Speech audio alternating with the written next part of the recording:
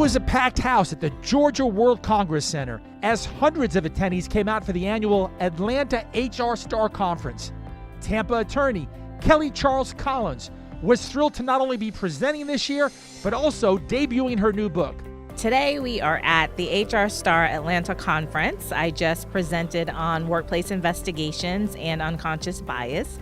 And we also debuted my book, Ace Your Workplace Investigations, and had a great book signing. We've had a lot of interest, a lot of people coming over to talk to us about the book. Kelly, a dynamic keynote speaker, gave two very informative and entertaining talks at this year's conference. The first being on HR workplace investigations. Sooner or later, right, your phone rings and it's an employee with a complaint. I want you to raise your hand if you are just sitting at the edge of your seat waiting for those employees to call you.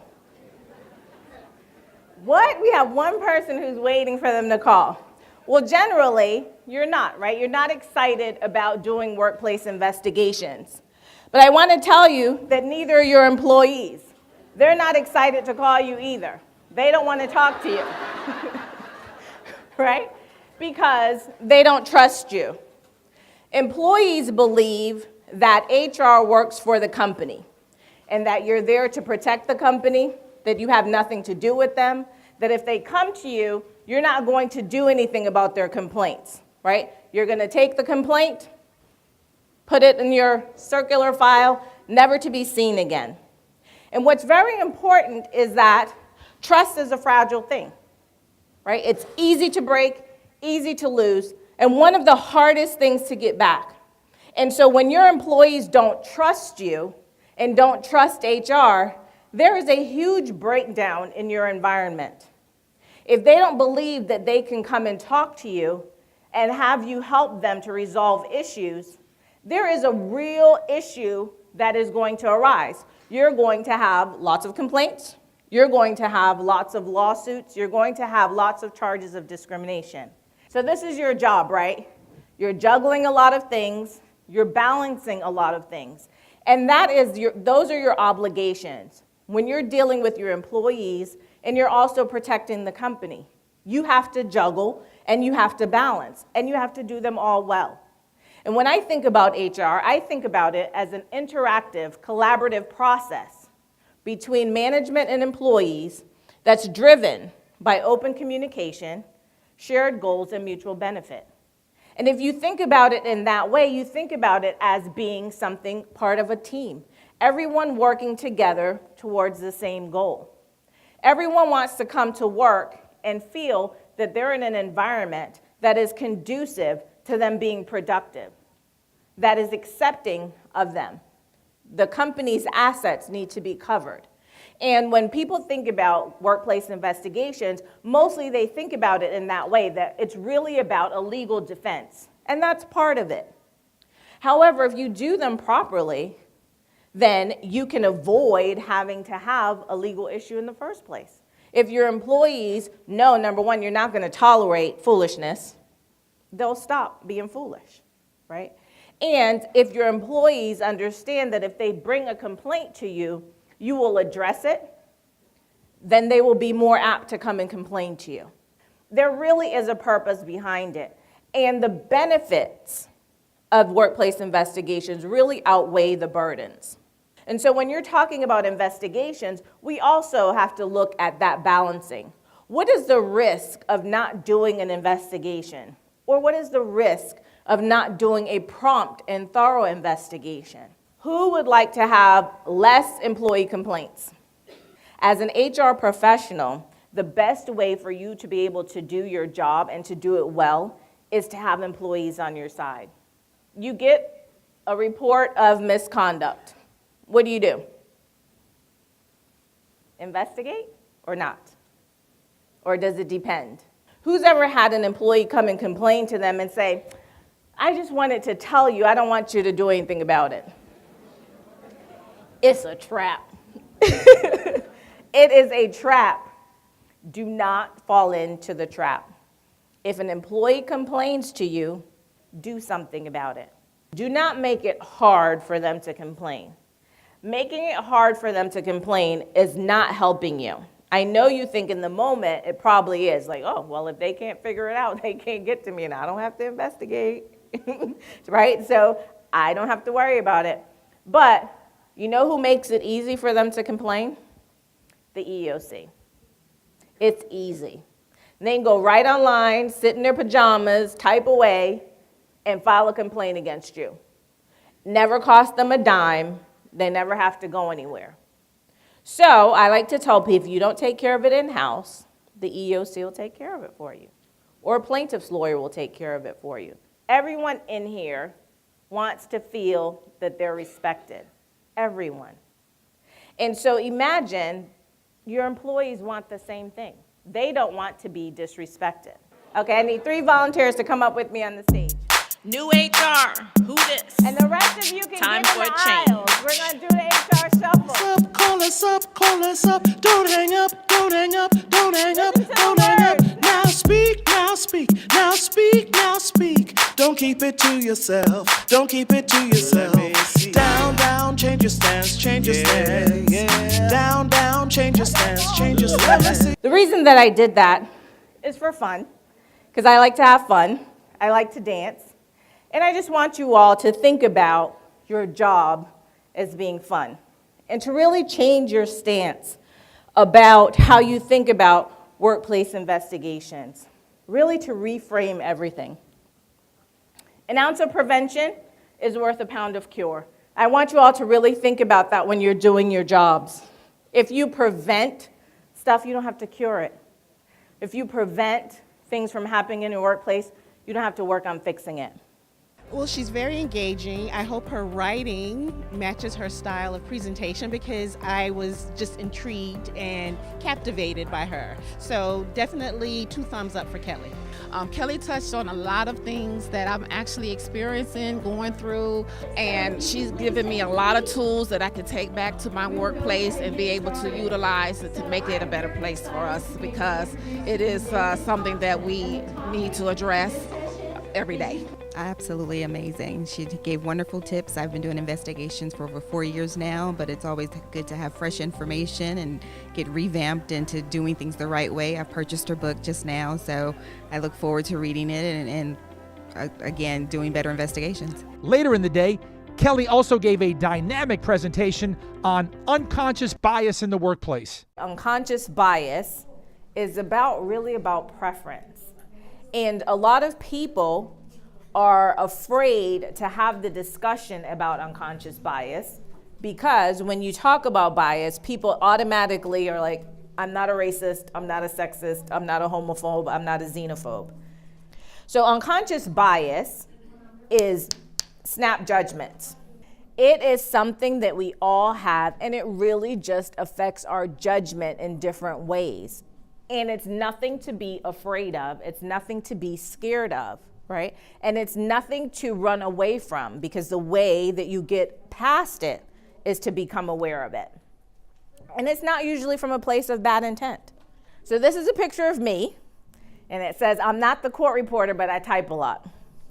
So, anyone, the reference to the song, y'all know what song? Right.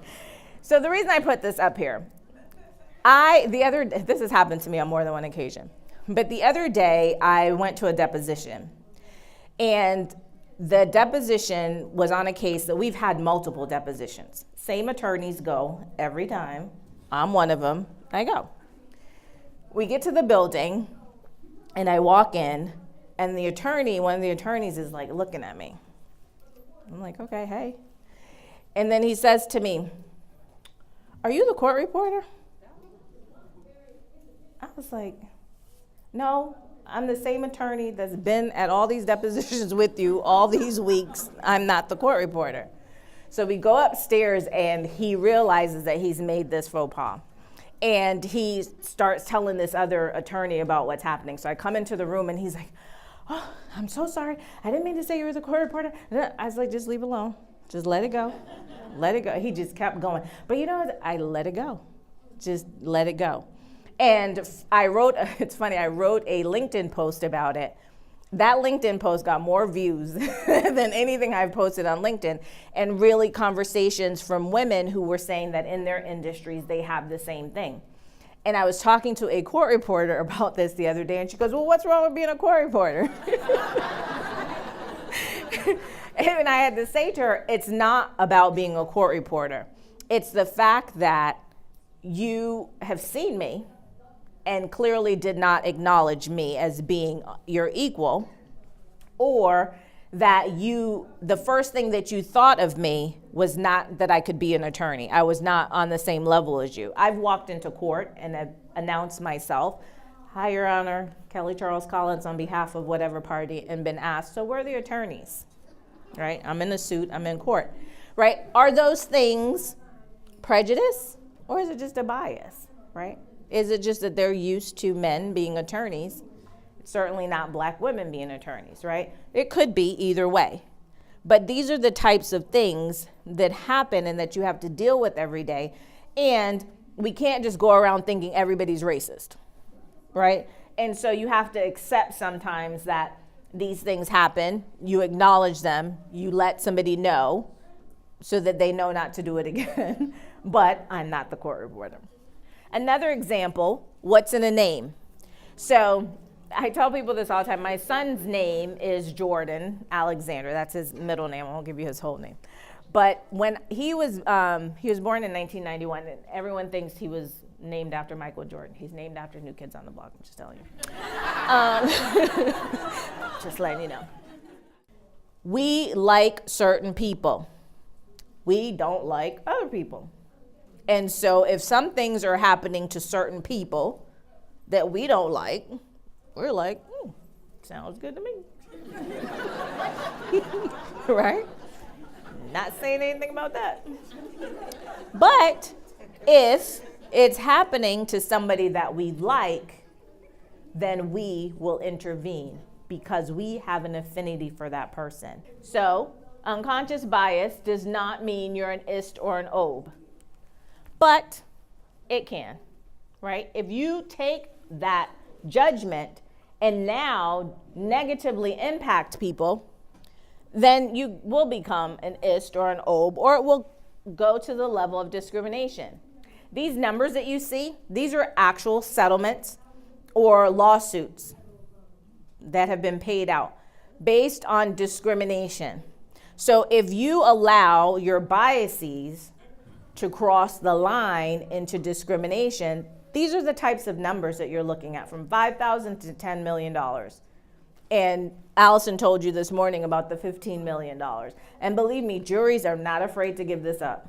They will give away money because it's not theirs, right? And when your company pays out a lawsuit, in order for your company to continue making money, they have to make more money. Because if I pay out $15 million, and I make $15 million, I've just broken even. I have to make more money. I have to make $15.01 in order to be back in profit, right? So these things cost a lot of money. And not only do they cost money, there are soft costs that go with it. So turnover, disgruntled employees, people not coming to work, people calling in sick, people not wanting to be there, people complaining, y'all having to do all these investigations I was talking about, right? And not being able to do all the rest of the things that you need to do. So don't think about it as just being money when it comes to discrimination and your bias moving over into discrimination. There are other things that affect people. You have people who go into depression, people who are committing suicide, people who are coming in and committing homicides in your business, right? We have a lot of workplace violence, and a lot of it comes from the way that people are treated in the workplace. And so you have to be very, very mindful of that. Change happens when we acknowledge our biases, when we actively want to change the behavior, right? So we know that we have it, we want to change it, and that we're concerned about the implications, right? It's one thing to know that you have a bias. It's another thing to want to change it and to be concerned about how it affects other people or affects you and what you're doing, right? So this is where change happens. So what I want you to leave here with today is, one, we all have biases. You're not alone. It is something that can be unlearned. However, if it's misused, it can cost your company a lot of money. I think that she had a lot of different ideas about, social cues, definitely biases, how to combat that, and make you feel comfortable enough to actually have a strategy going forward for your company. Just that in particular, to be more aware of what I say or how I make decisions. And hopefully, after reading the book, I'll be able to share a lot of that with my colleagues as well. Kelly was also excited to be premiering her new book at the conference, Ace Your Workplace Investigations, a step-by-step guide for avoiding friction, covering your assets, and earning employees' trust. People were so excited, lining up to get their autographed copy. If you really take the time to investigate these claims properly, you will eliminate the need for people to complain in the first place. You'll deter the behavior. And as my book, the subtitle for my book, it says that you'll avoid friction, cover your assets, and earn employee trust. What an amazing day filled with great presentations. And Kelly is always available to bring her message to your business. I am available to do training on site, or we can do virtual training. We customize training for you. I'm available to do keynotes. I think that she does a wonderful job, very knowledgeable, 20 years in the career. So I think that's just awesome. She has a lot to bring to the HR community. If you can, go online and look her up, do research and find out where she's located or where she's going to have any type of events or webinar sessions. And please be a part of it, because whether you know it or not, what she talks about is something that we all live each and every day. So for more information, check out kellycharlescollins.com. That's kellycharlescollins.com.